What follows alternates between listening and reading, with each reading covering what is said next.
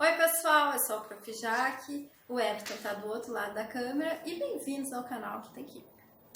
Tava cá pensando, eu adoro uma historinha, então eu vou contar para vocês a história da tabela periódica. Para começar, eu preciso retomar a um senhorzinho chamado Antonin Lavoisier, que a partir de 1789, quando ele lançou seu livro, a química finalmente sumiu do mapa da alquimia. Então agora ela é uma ciência reconhecida. Logo depois teve o livro de John Dalton, que também favoreceu os conhecimentos químicos, falando sobre o peso relativo dos elementos e as proporções com que eles reagiam. Isso é um fato bem importante, porque a partir dos 60 anos seguintes, a química explodiu. Teve muita gente trabalhando, gente pesquisando em química.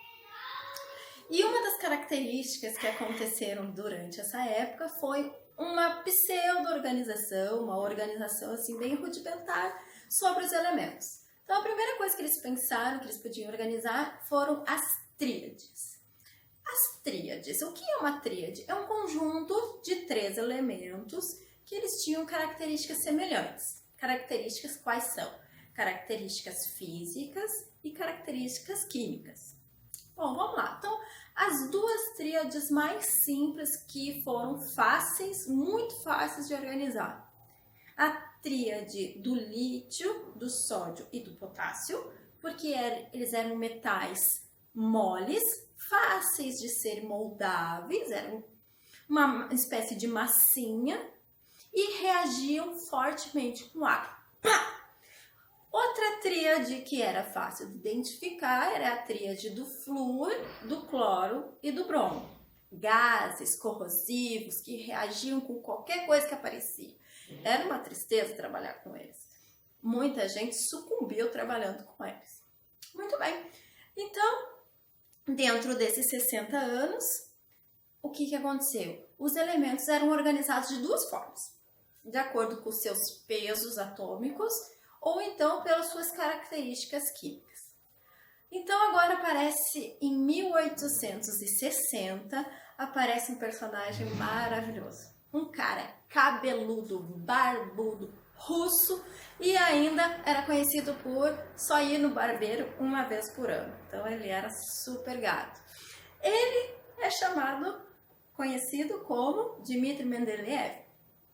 Quando ele foi chamado para ser professor na Universidade de São Petersburgo aos 32 anos, ele decidiu que ele iria trabalhar com o seu próprio livro, porque ele não gostou dos livros que tinham lá na biblioteca da universidade.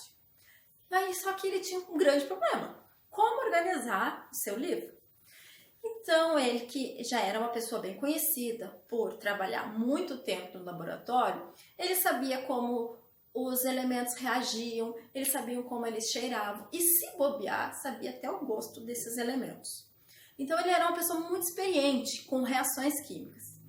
E ele então resolveu mexer nos seus cadernos e nos seus livros, nas suas anotações, para começar a organizar o seu livro para dar aula de química. Teve uma noite que ele trabalhou muito sobre esse livro e não conseguia organizar direito. Era uma confusão de informações.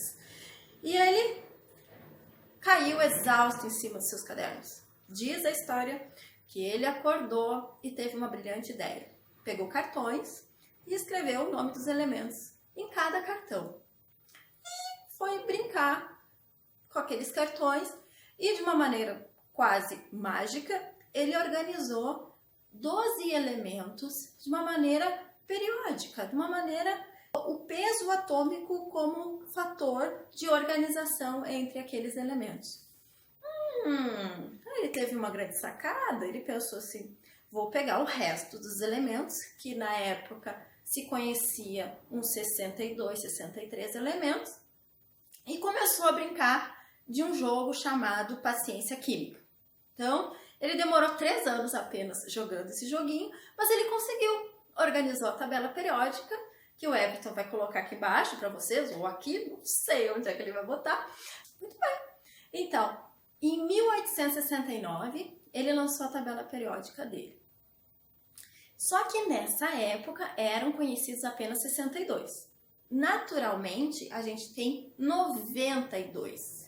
Então faltavam ainda algumas peças nesse quebra-cabeça ou nessa paciência química.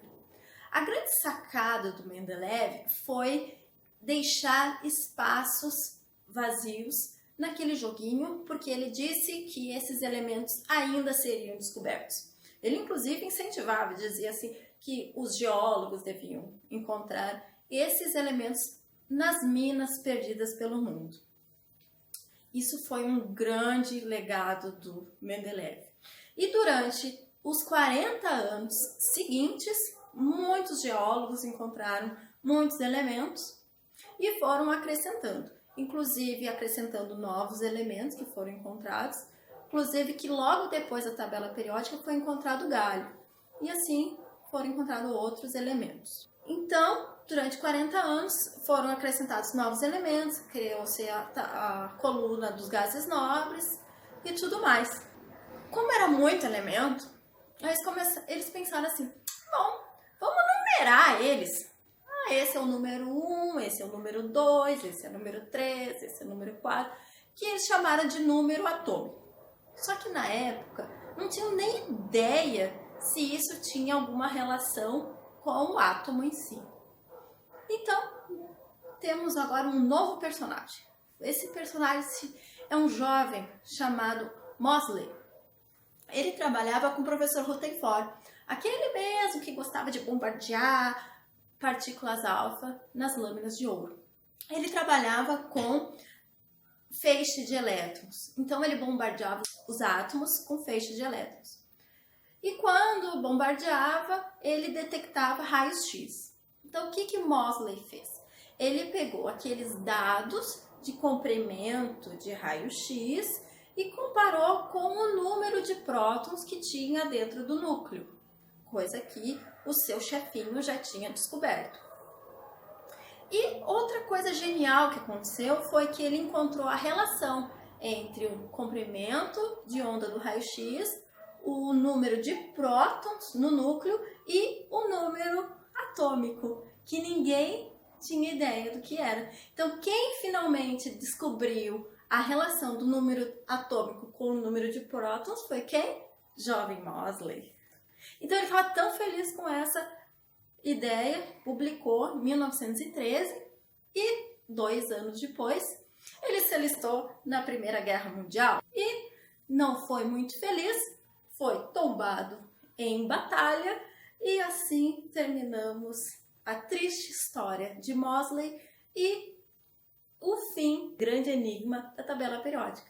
Então hoje está aqui a tabela periódica linda. Essa é a nossa história.